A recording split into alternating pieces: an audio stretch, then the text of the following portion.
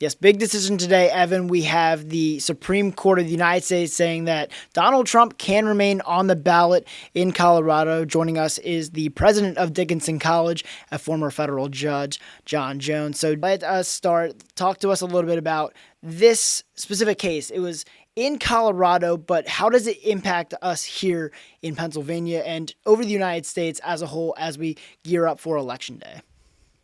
What the court said today is that it is not up to or possible for individual states to disqualify federal office seekers, such as former President Trump, that only with some enabling legislation by the United States Congress can that be done. So in effect, then it said no state, including, of course, Colorado, can implement Section 3 of the 14th Amendment.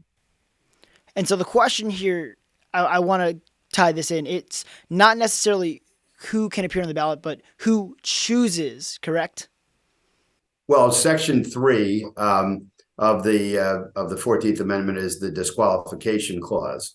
And it notably says that if you've engaged in an insurrection, then you're not entitled to run for a particular office or to hold office. And the bottom line is the court said today, rather than have a patchwork of 50 states, each making their own determination, that it's a national decision and only Congress under Section 5 of the 14th Amendment can create the legislation that would serve to knock somebody off the ballot, meaning that President Trump, former President Trump, will not be taken off any ballot by any state action. Now, does this ruling, if it is, as it was, unanimous, does that change things? Because it was 9-0. The previous decision in the Colorado Supreme Court was 4-3. So does the unanimous decision kind of say something about this specific ruling or, what this means going forward? Yes, I think it does. It doesn't really matter now what the Colorado Supreme Court numerical decision was, but the 9-0, as it's called in the law, per curiam decision, and meaning that there's no single author to it, means that it has a strong force of law. Obviously, it's the last word on this subject. That's what the Supreme Court of the United States gets to do. And I think they've covered once and for all two things. Number one, implicit in the court's decision is that the president is included within the sweep of Section 3, the disqualification clause. So that would leave open Congress making some mechanism to disqualify the president or the office of president from the ballot. But it also stands for the proposition, again, that only the federal government can implement Section 3. It's not possible for the states themselves to do so, unless they're using it for a state candidate, which is specifically carved out. But otherwise, for federal officials, it's not for the states to do. So does that leave us open to a situation where, come Inauguration Day, if Donald Trump now goes on to become the Republican nominee, he goes on to win the presidency, could we see something similar to January 6th where Congress steps in and says, we're going to throw all these ballots away? Could that be an option? There's a difference of opinion among the justices. The majority of justices believe that it's up to Congress to implement that section, but they don't say how. The other justices say that you don't need to reach that to decide this case, that there could be other mechanisms. They don't specify what they are.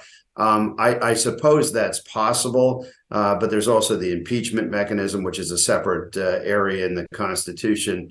Given the fact that the United States Congress can't seem to reach a consensus on anything at all, I'd say from a political standpoint that it's highly doubtful that they would take action to take somebody out of office based on that third section of the 14th Amendment.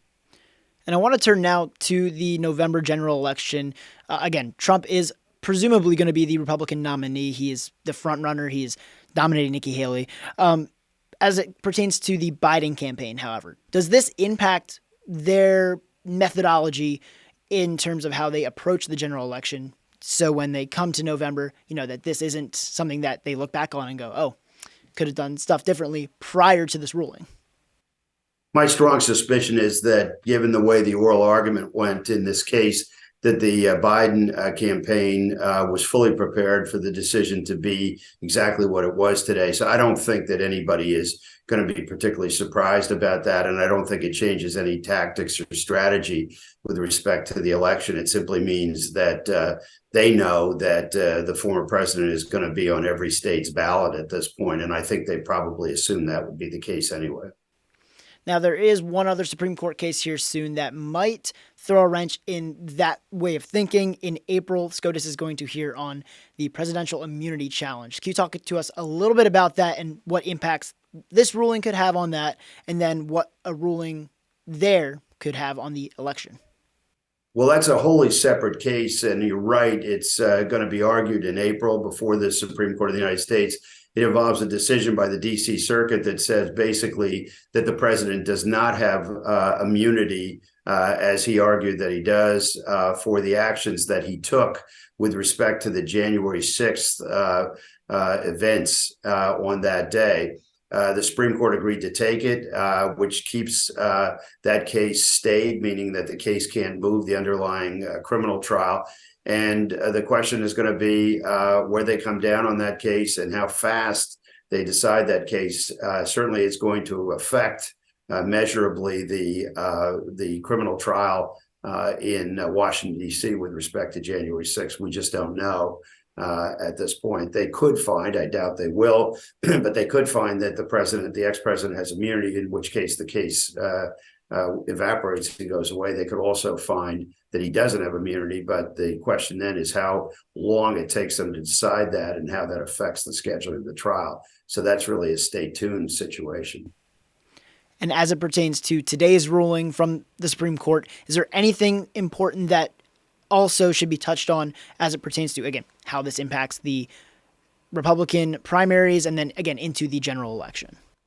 Well, other than the fact that the former president will be on every ballot in all 50 states, and no state action will be able to remove him henceforth from those ballots, I think that's the bottom line.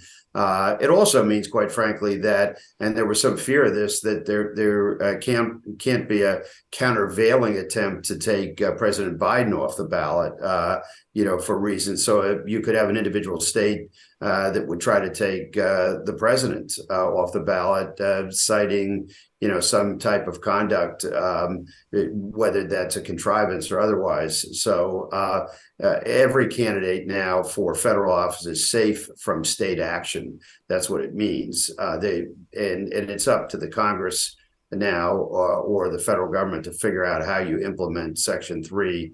That was left open today. There's some views on it, but they're not conclusive.